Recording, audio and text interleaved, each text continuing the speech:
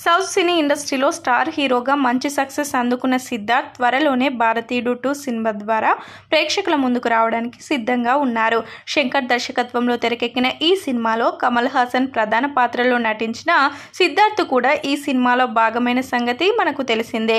ఈ క్రమంలోనే ఈ సినిమా జూలై 12వ తేదీన విడుదల కానున్న నేపథ్యంలో ప్రమోషన్ కార్యక్రమాలను కూడా వేగవంతం చేశారు. తాజాగా చిత్ర బృందం హైదరాబాద్ చేరుకొని ఇక్కడ కూడా వరుస ఇంటర్వ్యూలకు, ప్రెస్ మీట్లకు హాజరవుతూ సందడి చేస్తున్న సంగతి తెలిసిందే. ఈ క్రమంలోనే చిత్ర బృందం ఇటీవల ఒక ప్రెస్ మీట్ కార్యక్రమంలో పాల్గొన్నారు. ఈ కార్యక్రమంలో భాగంగా సిద్ధార్థ్ గురించి కమల్ హాసన్, జయసుధ చేసిన వ్యాఖ్యల పట్ల ఆయన ఎంతో ఎమోషనల్ అవుతూ కన్నీళ్లు పెట్టుకున్నారు. ఈ కార్యక్రమంలో కమల్ హాసన్ మాట్లాడుతూ తాను సిద్ధార్థ్ ఏకలవ్య శిష్యులమని, తమకు కనిపించని గురువు ఉంటారని, తాము ప్రతి ఒక్కరి నుంచి నేర్చుకునే మంచి స్టూడెంట్స్ అని కమల్ హాసన్ చెప్పారు. ఇలా కమల్ హాసన్ తన గురించి మాట్లాడడంతో ఈయన కంటతడి పెట్టుకున్నారు.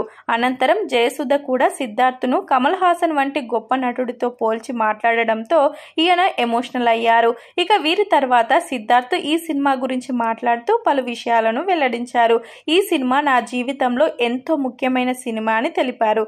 సమాజంలో ఉన్న ఈ కరప్షన్ చూస్తే ప్రతి ఒక్కరికి కోపం వస్తుంది. భారతీయుడు 2 అనేది ఓ యాంటీ వైరస్ లాంటిది. సమాజంలోని వైరస్ ను తీసేందుకు శంకర్ గారు తీసుకువచ్చిన అప్డేట్ యాంటీ వైరస్ ఈ చిత్రమని తెలిపారు. ఇక నాకు కమల్ హాసన్ గారు అంటే చాలా ఇష్టం.